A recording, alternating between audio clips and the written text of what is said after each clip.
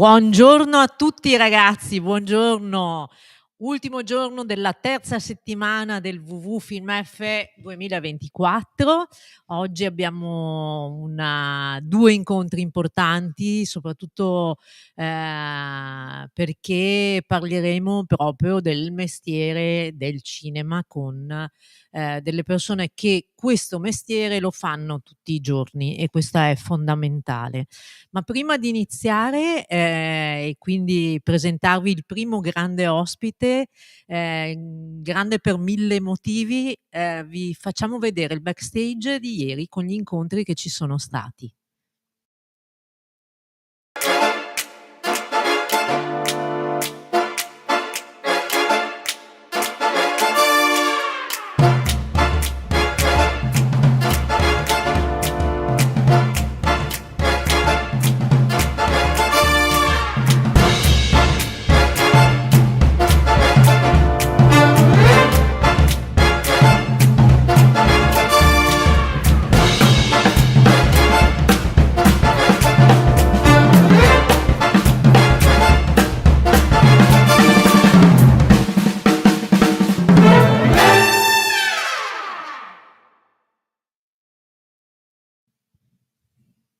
Eccoci qua di nuovo insieme e avete visto, insomma, ieri abbiamo avuto incontri legati ai social, ma anche legati ai film in concorso.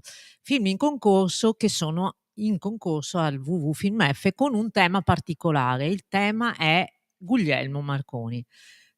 Quest'anno ci siamo resi conto, che parlando con i ragazzi delle scuole medie, delle scuole superiori, delle scuole elementari, insomma, ci siamo resi conto che la figura di Marconi è diciamo sì, lo conosciamo, ci dicevano i ragazzi, ma non così bene, non abbiamo capito bene chi era, non e quindi quest'anno, insomma, abbiamo cercato di mettere un po' di, curiosità in voi ragazzi per vedere chi è Guglielmo Marconi. E Alessandro ci ha fatto un piccolo e breve video su Guglielmo Marconi per spiegarlo in poche parole. Un mondo in cui non potete mandare messaggi a nessuno, niente video su TikTok, niente reel di Instagram, niente messaggi di WhatsApp, niente chiamata a lunga distanza, insomma un incubo praticamente, vero? Ecco, per fortuna nuovo, un certo Guglielmo Marconi ci ha salvati da questo guaio tecnologico. Marconi, il mago delle onde radio, è stato il genio che ha detto: aspettate un attimo, e se riuscissimo a mandare messaggi attraverso l'aria, senza fili?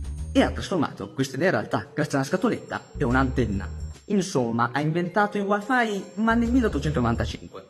Quindi, se adesso viviamo in un mondo in cui possiamo mandare messaggi a ogni persona, in ogni parte del mondo e in ogni momento, come fa anche il WWFilmF, è proprio grazie a Marconi. Ogni volta che noi ci lamentiamo del segnale debole, dobbiamo ricordarci che se non ci fosse stato quest'uomo qua, non ci sarebbe stato nulla di cui lamentarsi. Quando posterete il vostro prossimo selfie, ricordatevi di dire un grosso grazie a Guglielmo qua dietro. Ciao ciao!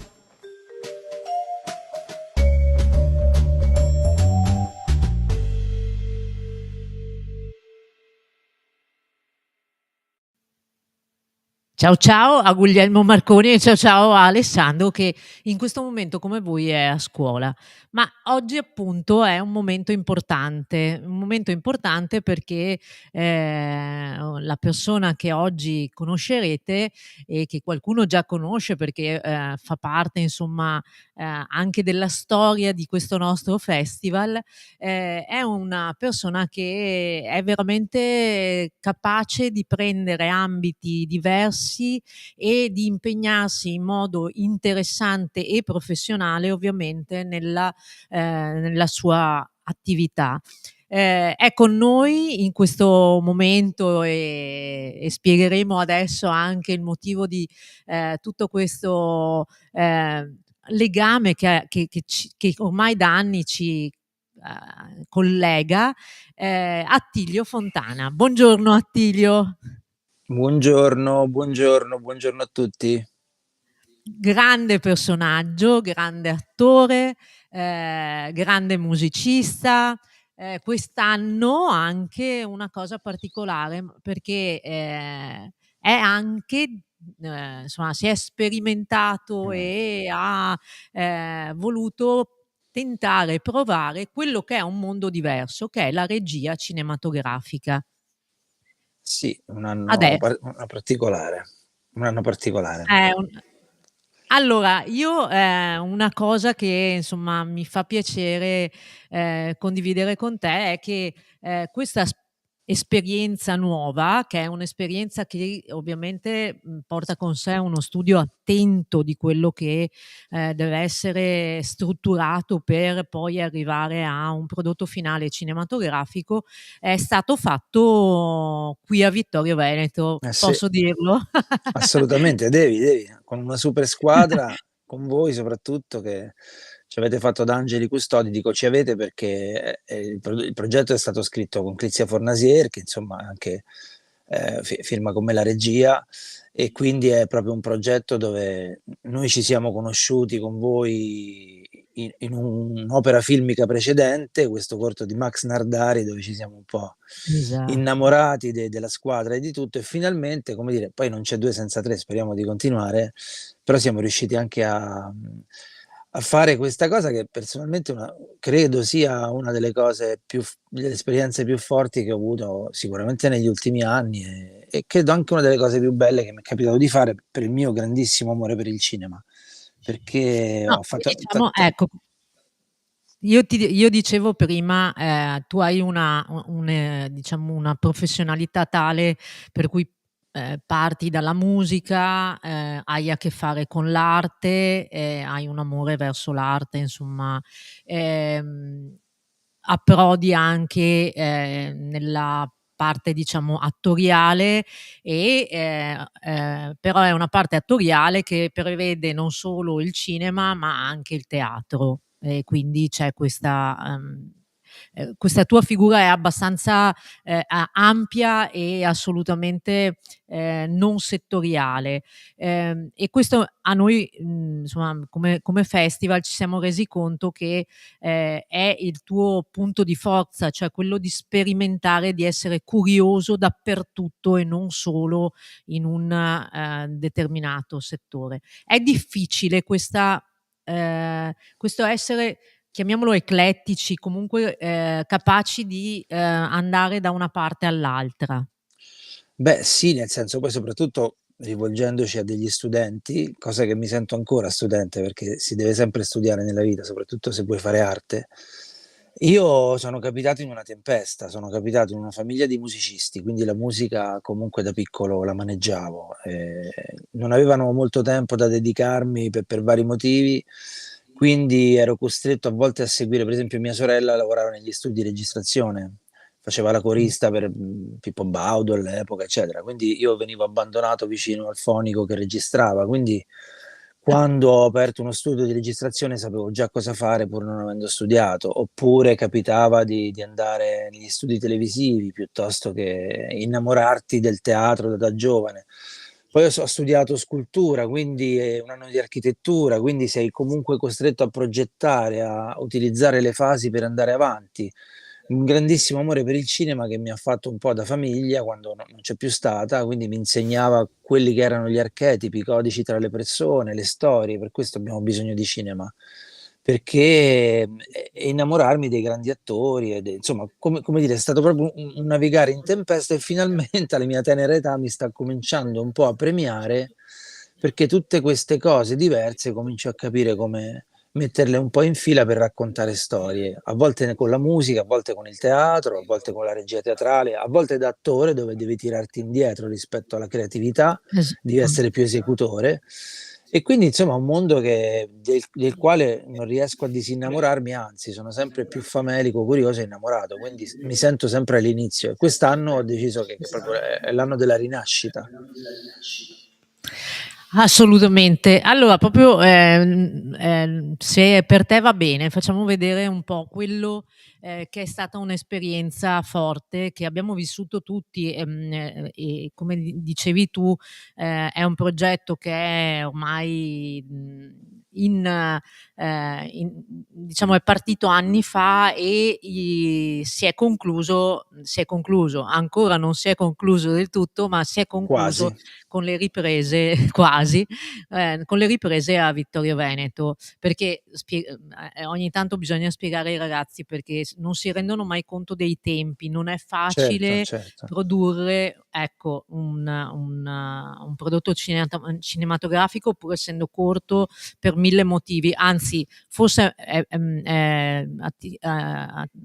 Attilio ci spieghi un po' anche proprio Beh, l'iter, sì, sì, è cioè. interessante, cerco di essere breve per non annoiare, però diciamo, come se fosse un po' una favola, nasce tutto da un'idea. Lizzie ha avuto con le mie compagne, ma anche lei scrive romanzi, è un'attrice, un'autrice, ha avuto un'idea molto bella, aveva questa nonna che lavorava nelle filande da bambina, piccolo spoiler, ma diciamo, raccontare la storia di una filanda risultava per me un po' documentaristico. Quindi abbiamo cercato, quando si costruisce una storia, intanto di unire due generazioni, quindi è la storia di due bambini. È una sorta di favola, non vi dico oltre della storia, però diciamo esisteva la storia. Abbiamo cominciato a scrivere, anzi a litigare per scrivere e far funzionare questa storia, perché io poi finché non mi funziona frizzo, quindi facciamo delle grandi litigate. Però abbiamo scritto una storia che piaceva ad entrambi.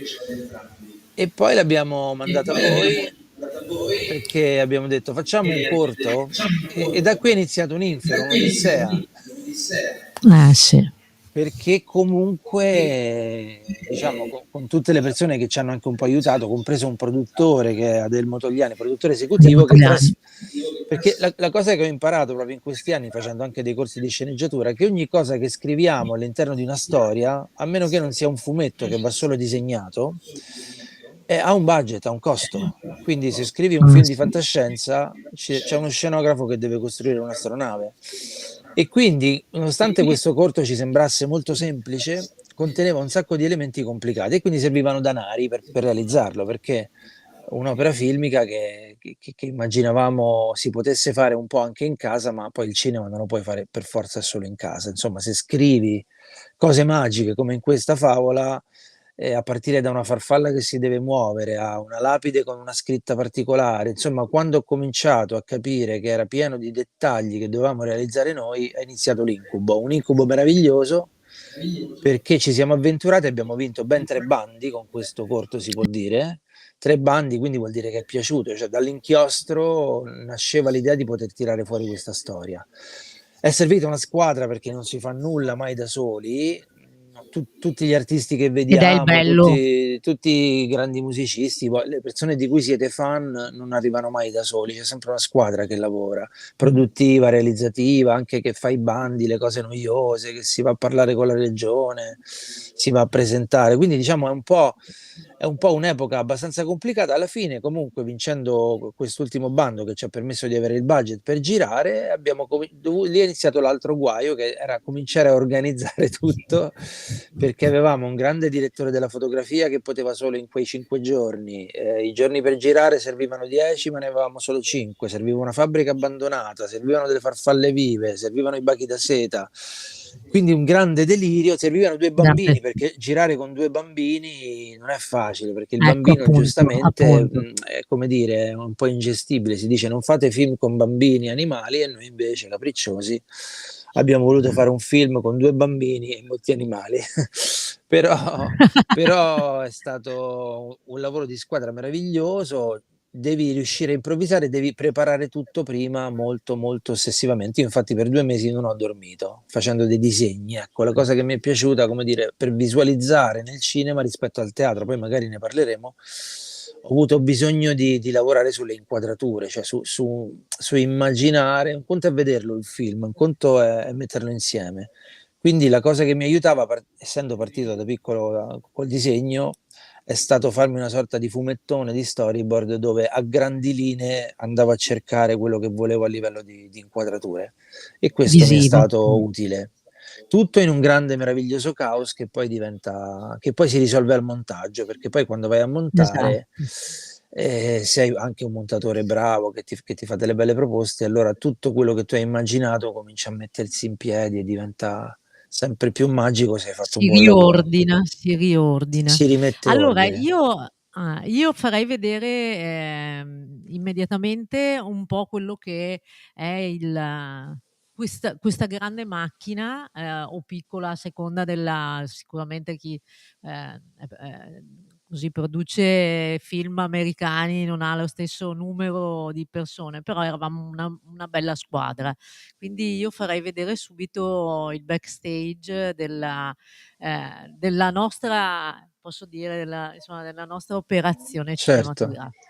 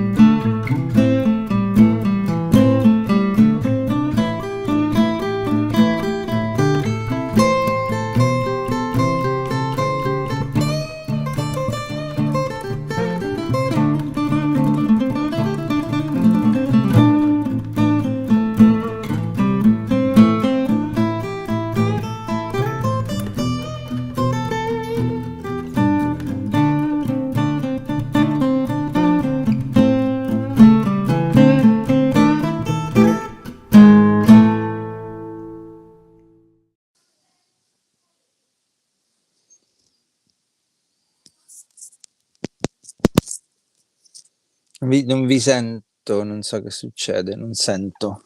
Perché Ecco, Manu aveva adesso sì, spento adesso il sì. mio ho detto che il bambino che ci ha salutato è il protagonista ed è stato meraviglioso perché non è facile, perché noi diciamo i bambini, ma, non è facile per i bambini mettersi alla prova con, giorni e orari strani, per quanto uno debba stare attento appunto agli orari per i ragazzi minorenni.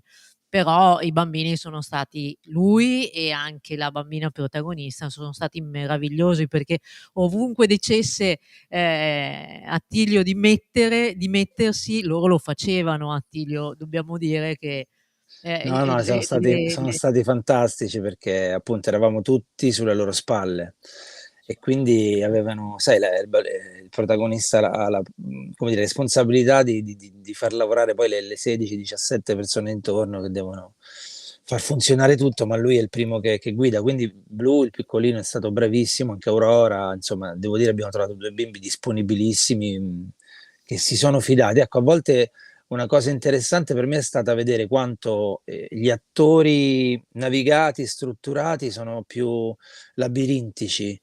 Non posso Sì. mettermi qua, non devo toccare, invece loro proprio si sono buttati, hanno corso scalzi in un posto chiuso da 30 anni, insomma, hanno fatto veramente una super avventura nell'avventura. Sì, no, sicuramente la spontaneità che hanno avuto è stata quella che ha premiato anche tutto il lavoro di tutta la troupe, la capacità di mettersi in gioco. Ecco, io, visto che è l'occasione giusta, insomma, ehm, devo dire che è stata un'avventura che abbiamo pensato, proprio di realizzare qua a Vittorio Veneto, e la fortuna è stata quella di trovare un ambiente sicuramente strano, perché non è ovviamente Una ehm filanda. una filanda, ma è stato quando Attilio è venuto qua, insomma, giorni prima per capire e per, rendersi conto di dove poteva, andare a cogliere gli spazi giusti, ehm, ecco, ovviamente abbiamo è stato un approdo in una situazione diversa. Io volevo solo ringraziare Andrea Casagrande, che ci ha dato la disponibilità di questa grande struttura. Quando l'hai vista la prima volta, che cosa hai pensato, Attilio, visto che non era una vera e propria filanda? Allora questo è uno dei punti, nel senso che appunto cioè quando hai tutto, ecco questa è una cosa che ho imparato un po' in teatro. Quando hai tutto, ovvero quando hai effetti speciali, grandi danari, grandi scenografie, puoi scegliere, allora è tutto come vuoi tu. E questo, per carità, magari poteva Luchino Visconti, può Spielberg, no? Quando hai poco, meno di poco o zero, è lì che purtroppo, diciamo, a me viene, io la chiamo un po' la rogna, nel senso la voglia di risolvere a tutti i costi comunque, e devo dire che devi ottimizzare con quello che hai. E quindi mi ricordo che entrando in quel posto, diciamo, tutto il mio immaginario della filanda, che è proprio, come dire, ho anche studiato architettura, quindi cambia proprio il decennio di costruzione della filanda, cambiano gli spazi, le lunghezze non c'erano più, non c'era quasi più quello che avevo immaginato, che per me era fondamentale, questa corsa finale, e alla quale poi in montaggio puoi anche rinunciare, però per me ossessivamente c'erano delle immagini che dovevano essere in un certo modo. Però c'era un'alternativa similare e quindi dovevo riassemblare questo Lego cambiando i mattoncini per far sì che comunque desse la stessa, secondo me, è fondamentale l'emotività, cioè come dire, l'emotività che può essere visiva e narrativa.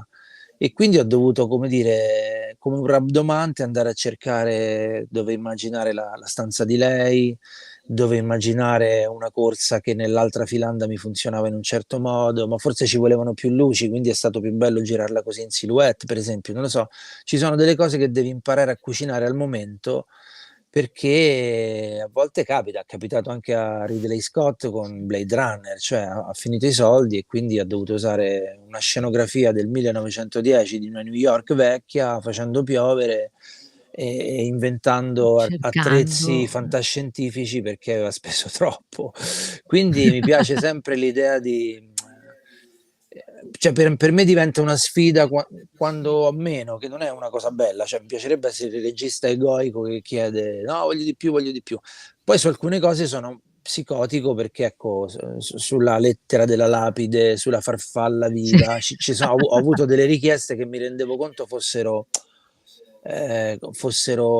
molto specifiche e quello invece è l'amore per i dettagli, cioè, e devo dire che ci sono inquadrature di un secondo che mi emozionano per questo motivo. Quindi vuol dire che forse in qualche modo, almeno nella mia mente, quel bisogno era necessità, non era capriccio, ecco.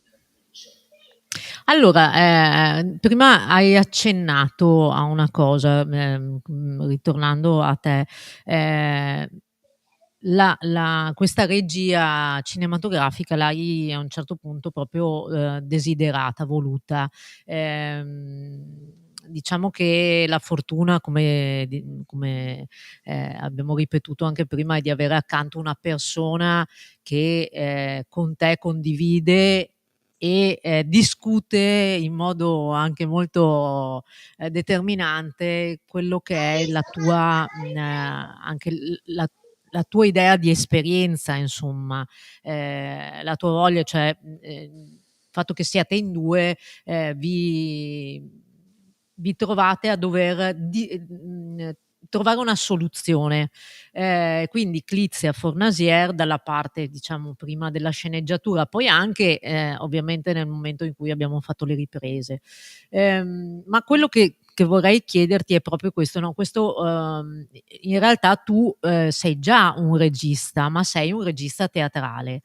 Che Sì. differenza c'è tra la regia teatrale, di cui un po' accennavi prima, e quello che invece è una regia che è legata a un'immagine che è immagine in movimento, ma che poi deve fermarsi su un, file in questo caso, che poi verrà raccontato? Ma è complesso, però provo un po' a semplificare. Per esempio, nella regia teatrale a me ha aiutato tantissimo la storia dell'arte, perché lavori dentro un rettangolo. È un rettangolo che è sempre lui, quindi non hai un montatore, sei tu il montatore e il regista, cioè chi sceglie l'inquadratura è il pubblico. Il pubblico decide qual è il suo primo piano, quindi tutti gli occhi delle persone che vanno in teatro devi portarle a guardare dalla stessa parte, ma se vogliono guardare da un'altra parte devo raccontare la stessa cosa. Questo è molto utile perché comunque nella complessità diventa semplice. Poi c'è una logica di regia, cioè vedo ancora oggi tante regie teatrali, le chiamo sbagliate, cioè quando c'è un patto con il pubblico, non so, se la cucina, faccio un esempio banale, se la cucina sta a destra, l'attore che è entrato e torna in cucina deve andare a destra, non può andare a sinistra, mi sta raccontando un'altra storia. Quindi ci sono delle cose in teatro che a forza di maneggiarle, di combatterle, di soffrirle da attore anche con tanti registi bravi, poi piano piano le assimili e diventa naturale. E lavorando io con tanti ragazzi, perché ho fatto tanta formazione in questi anni, non dichiarando le mie regie, però sono stato costretto per 10 anni a fare regie con testi complicatissimi perché c'era troppo poco, non avevo mai scenografie, quindi dovevo risolvere in maniera estenuante delle situazioni facendole durare un'ora e mezza quasi nel vuoto. E questo mi dava molte difficoltà nel dover risolvere e far funzionare, perché non riuscivo a mandare i ragazzi in balia dello spettatore così. Quindi quella è stata una grande scuola di cucinare appunto con poco, ma fare sempre storie che poi facevano divertire ed emozionare. Queste sono le due componenti che amo molto, quando c'è l'ironia, però quando vai anche via con un'emozione, sono le due cose che a me fa ridere ed emozionare. Quando le due cose vanno insieme, poi ci troviamo sempre di fronte a, non dico capolavori, però a una storia che ti ha divertito, ma ti ha anche lasciato un segno nel cuore. E quindi la regia teatrale è un po' più questo. La regia cinematografica è diversa perché non puoi risolvere tutto nello stesso modo. È anche più onirica, più sognante, meno esecutiva. Per esempio, la nostra sceneggiatura era molto scritta, molto parlata. I bambini parlavano molto, no? E per esempio, io ho sentito il bisogno di annullare un dialogo quando poi si incontrano e diventano amici utilizzando la musica. Quindi questo mi permetteva di utilizzare tantissime scene meravigliose di bambini che giocano, che si sentono liberi, che possono tirare fuori anche attorialmente la loro spontaneità, creando dei mondi e poi assemblarli sotto la musica, perché come diceva Fellini, la musica ti rapisce, ti trascina, è spaventosa, è spaventoso quanto si connette più immediatamente con lo stato d'animo. E quella comunque rimane una delle scene secondo me più belle di quest'opera filmica, perché appunto lo spettatore anche viene deresponsabilizzato e dedidascalizzato, cioè può immaginare, può entrare lui nel visivo e mettere insieme i pezzi e capire da solo una cosa che forse in teatro hai più bisogno di spiegare, per esempio, in un romanzo sarebbero 10 pagine di libro e lì con un minuto di musica e dei due bambini che giocano capisci che diventano amici, per esempio. Quindi la magia del cinema è questa e per me è una cosa un po' nuova perché è come avere un pezzo di creta nuovo con cui partire da zero e devo dire che è veramente molto affascinante, ma è anche è infinito il cinema. Allora, anche adesso io ti faccio l'altra domanda, da attore quale sei, normalmente, davanti alla telecamera ci stai. Invece questa volta ovviamente devi essere ci sei stato dietro e quindi dietro alla macchina da presa, con tutta una serie appunto di personaggi che, ti aiutano a capire. Il fatto di lasciarsi in qualche modo, ehm, di ascoltare chi ti sta accanto e quindi di capire, cosa vale la pena e ripeto, noi avevamo un grande direttore della fotografia, insomma, a disposizione. Ecco, quanto bisogna abbandonarsi, chiamiamolo così, alle altre figure professionali cinematografiche.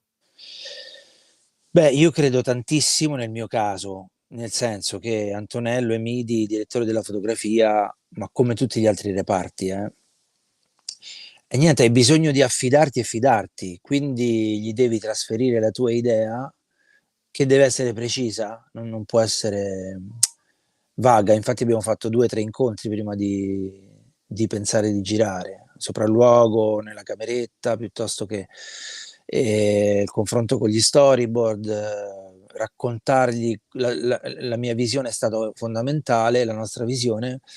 Poi a un certo punto, quando poi sei sul campo, quasi non dico, cioè, mi piaceva l'idea di essere più navigatore, cioè mi fidavo perché avevamo già dialogato. Quindi sul discorso di inquadratura, immagine, una volta decise prima, mi piace dare fiducia, cioè mi piace fidarmi e affidarmi.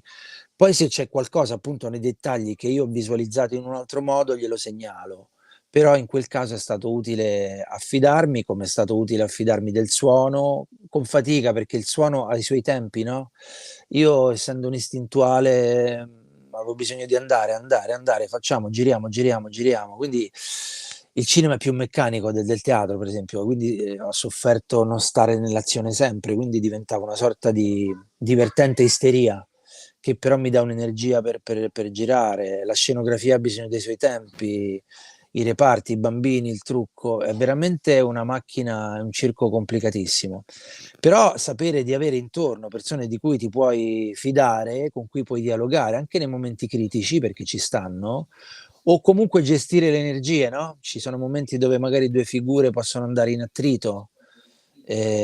Tutto questo abbiamo anche un po' vissuto nella fase preparatoria piuttosto che successiva, quindi devi riuscire anche a dosare, come dire, un po' la psicologia, la pressione. Secondo me è importante che la squadra lavori in armonia. E questa cosa non sempre avviene, ecco, non sempre. A volte quando sei nei gruppi numerosi, se non hai la capacità di intercettare degli stati d'animo, dei momenti critici e risolverli in un altro modo, è complicato. E devo dire che su Pippo tanto ha fatto il lavoro preparatorio, cioè dentro di me dovevo sbagliare il meno possibile, quindi quasi 2 mesi di insonnia hanno premiato poi nel momento in cui dovevamo portare a casa tutto nel migliore dei modi. Sicuramente, è un po' quello che abbiamo un ritorno. Manuele aveva aperto 2 volte me. No, sicuramente ecco, l'essere stato un gruppo unito e avendo, come dicevi prima tu, diciamo programmato e non solo, io ho un ricordo insomma iniziale, come dicevi tu, quando ci avete proposto la prima bozza di soggetto, tutti noi qui eravamo entusiasti. Un po' era l'entusiasmo appunto del racconto, perché era un racconto che in qualche modo ognuno di noi qua nel Veneto, insomma, aveva, sentito parlare, quindi i racconti delle vecchie filandiere o delle, donne che andavano a pulire i bachi da seta e nelle bacologie, insomma, diciamo che un po' la tradizione veneta e particolarmente di questa zona qua, insomma, era una cosa che ci toccava. Quindi quando ci hanno proposto, e lo dico, Attilio e Clizia, questa idea è stata insomma e quindi anche questa preparazione molto lunga ci ha permesso anche di creare tutta una serie di idee, insomma, e soprattutto di capire chi poteva essere coinvolto in questo progetto. E questa la bellezza è stata proprio quella di avere un gruppo che poi in realtà si è modificato nel tempo, ma che poi ha trovato un equilibrio totale durante le riprese. Questo è grazie anche a Clizia e Attilio e non solo, ma appunto, come dicevamo prima, al produttore Adelmo Togliani. Ehm, ecco, quanto è importante, Attilio, avere un rapporto con le altre figure, ma in particolare così attento con un produttore che poi alla fine, voglio dire, è quello che realmente, mette in piedi l'operazione.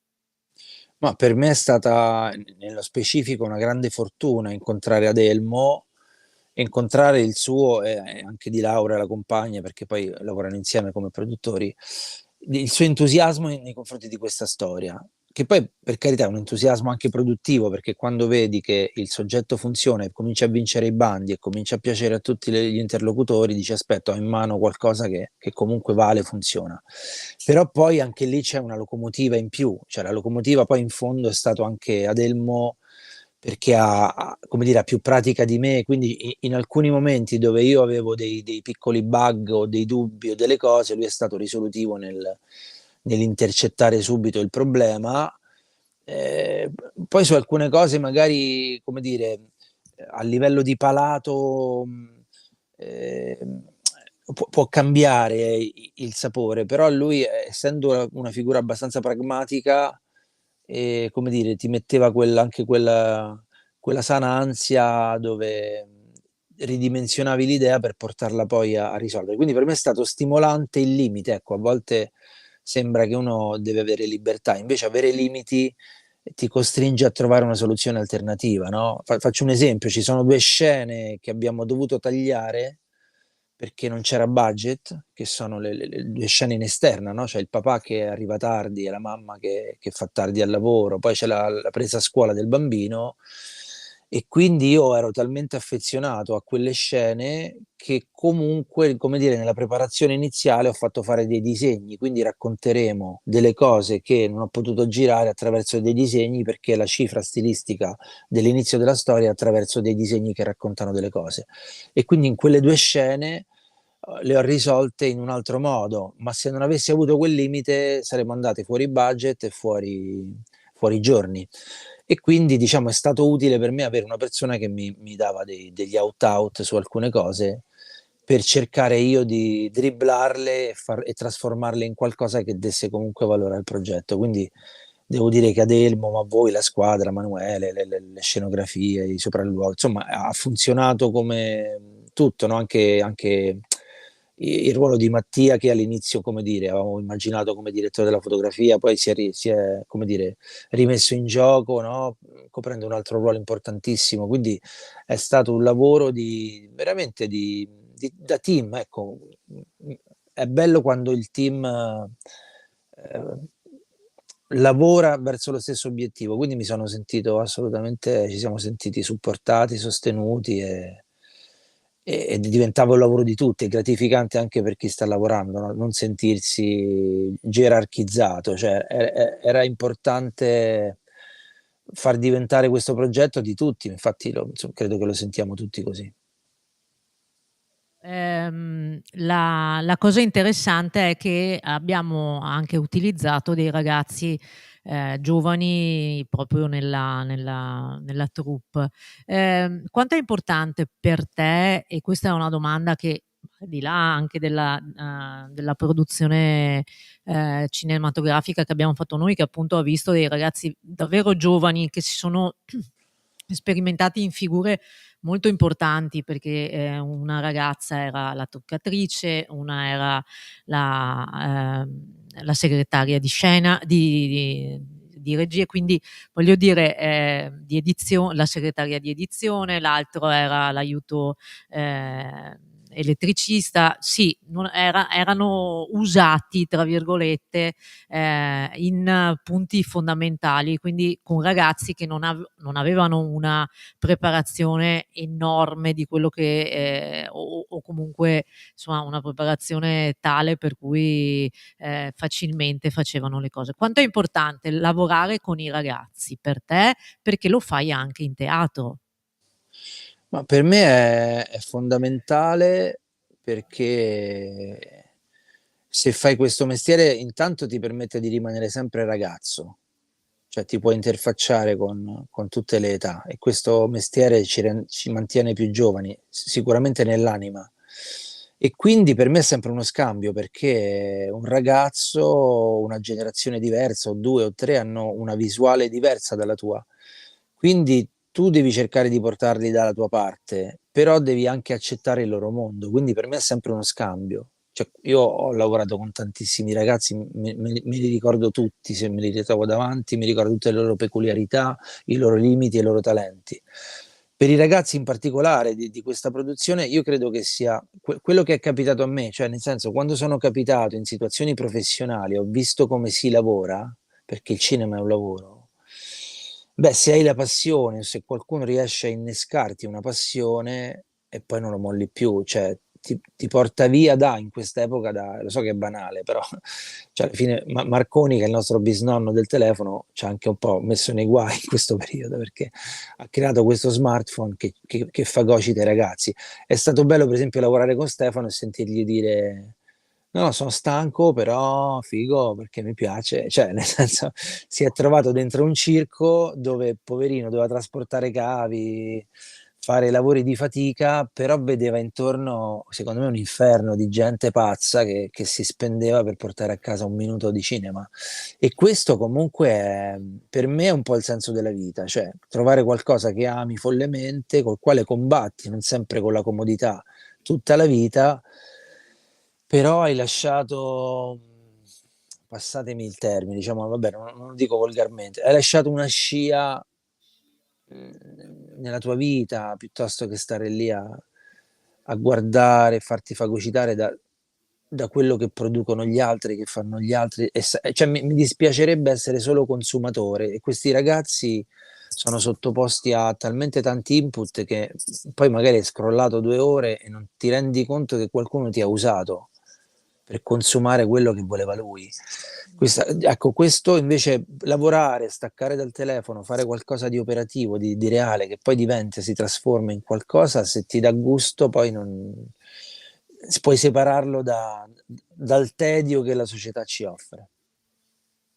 Beh, ma io racconto sempre, insomma, voi conoscete Beatrice Better. Beatrice è una volontaria qua del festival e l'idea, insomma, di mettersi sì, nell'attività, quindi di proporsi, insomma, come nel lavorare con voi è stata una parte entusiasmante, tanto che voglio dire, aveva appena iniziato l'università e ha detto: "No, no, io vengo assolutamente a dare la mia mano a Attilio e Clizia".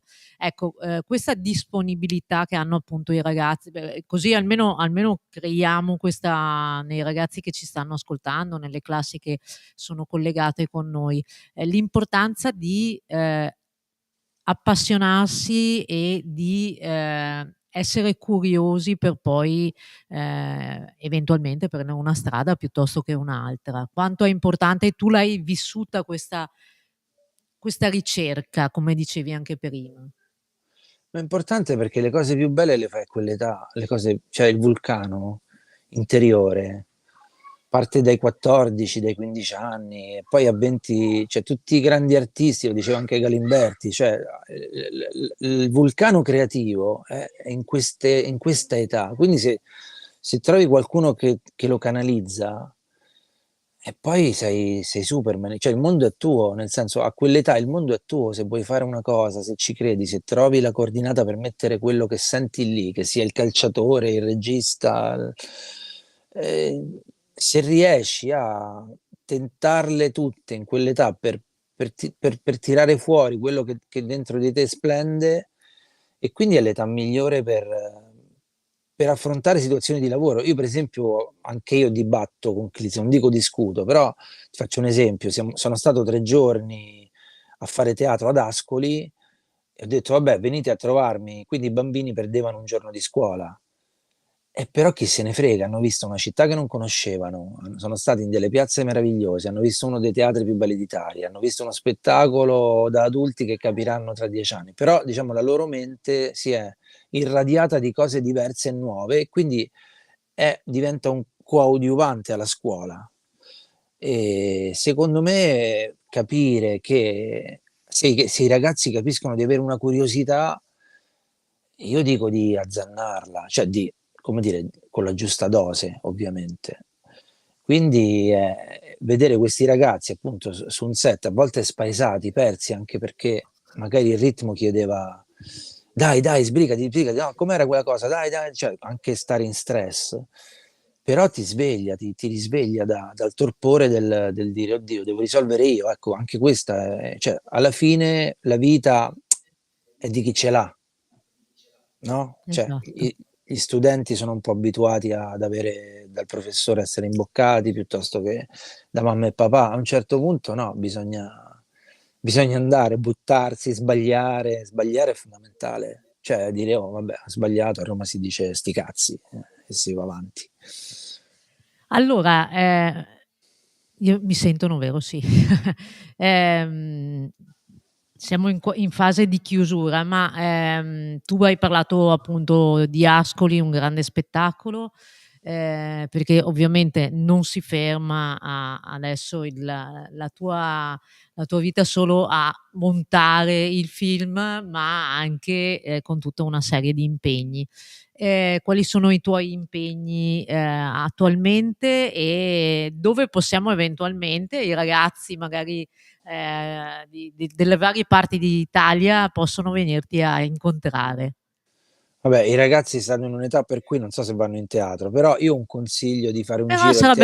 sarebbe bene che No, andassero. è bello perché tra l'altro è l'unico, sto scoprendo, e sono, come dire, un dinosauro, perché l'unico posto dove puoi vedere gente vera che ti racconta storie vere, come dire, rappresentando la vita vera, meglio di come succede nella vita reale, è il teatro. Quindi è un'occasione di andare a vedere che succede lì, perché sembra una cosa in disuso, invece sta tornando di moda, i grandi attori si fanno grandi tournée teatrali, non so, vedo con magari personaggi che i ragazzi di Mare Fuori sono in teatro a fare il musical, e i ragazzi di Scam cominciano a far parte di compagnie teatrali. Cioè, faccio un esempio proprio di cose che magari loro conoscono di più, Gomorra, eccetera. Cioè, diciamo, il teatro sta ridiventando il luogo dove l'artista alterna la TV, la televisione, il cinema, al desiderio di esprimersi dal vero e incontrare le persone dal vivo per fare qualcosa. Detto questo, io faccio L'illusione coniugale, che è uno spettacolo molto divertente, parla di Korn, con Rosita Celentano, di questa coppia che se ne fa un po' di tutti i colori, molto divertente. E poi ho uno spettacolo molto bello con Clizzi a febbraio, che si chiama L'unica donna per me, ed è la storia di Pietro e Anna, che sono 2 persone, sicuramente tra i ragazzi anche comincerà a capitare.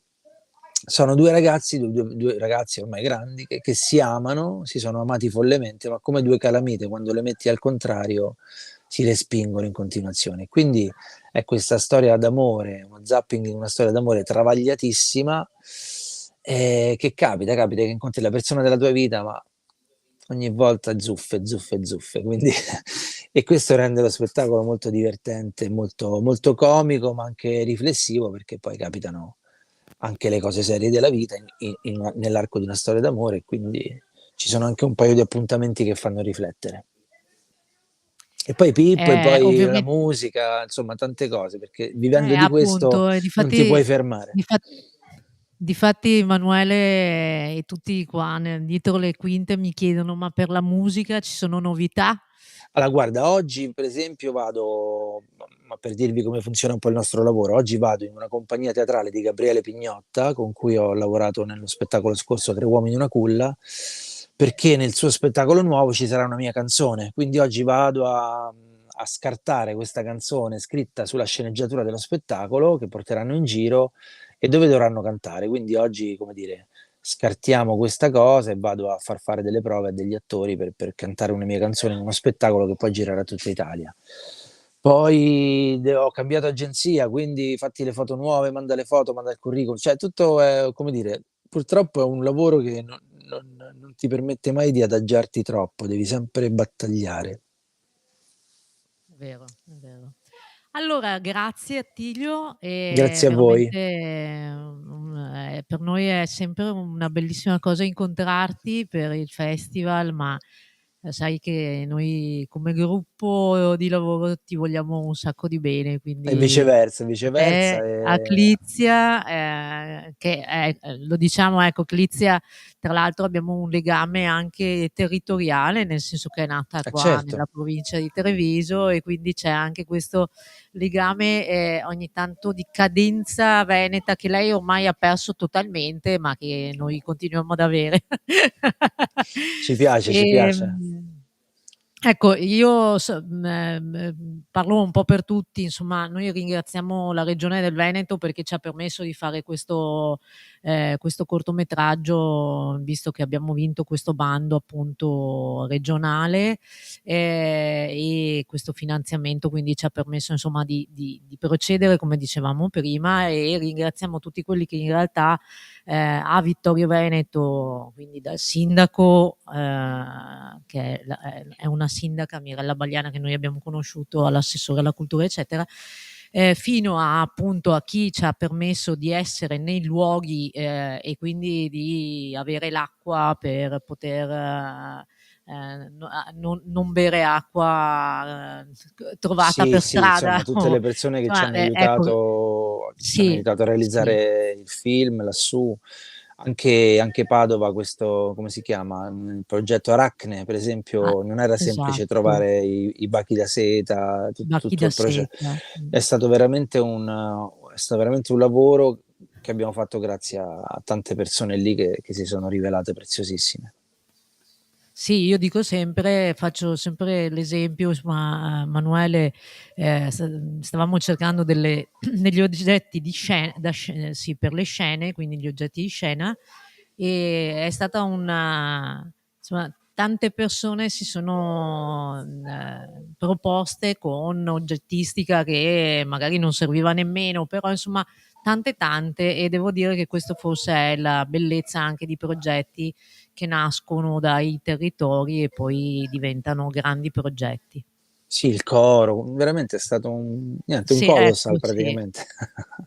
Bene, bene, un sacco di cose belle. Attilio, grazie mille Grazie a ancora. voi. Noi ci vediamo anche perché io non l'ho detto prima, ma lo dico adesso. Attilio Fontana è il presidente della giuria di qualità, quello che insieme a voi ragazzi guarderà i 12 film, non 3 come voi per fascia d'età, ma 12 film, e dovrà giudicare quale è quello che lo ha colpito di più, ma che tecnicamente come attività di comunicazione, sì, ha insomma davanti, e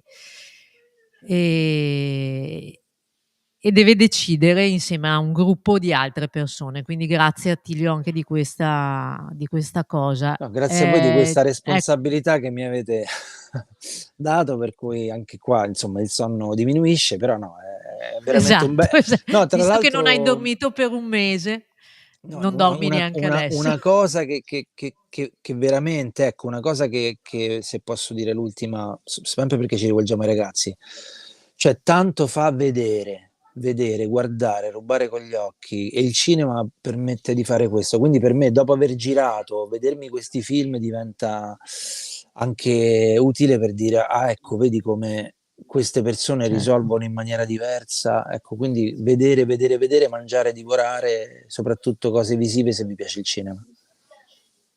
Ecco, altra cosa, c'è un messaggio di Adelmo: "Attilio devi fare lezione nelle scuole".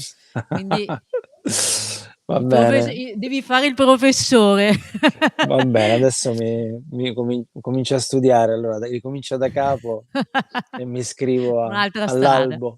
Una Allora grazie ancora, grazie a tutti quelli che erano collegati, grazie a Attilio, grazie a Clizia che ci guarda dall'altra parte della stanza, grazie a tutti davvero. Grazie di cuore. Ragazzi, noi ci vediamo dopo con un incontro con Beniamino Marcone, attore, e quindi parleremo più di quell'aspetto, che è anche membro della giuria di qualità, quindi Attilio troverai Beniamino in un incontro la prossima settimana. E ricordo a tutti i ragazzi, ai professori, a tutti che la chiusura per vedere i film è domenica, quindi da domenica non potrete più vedere i film.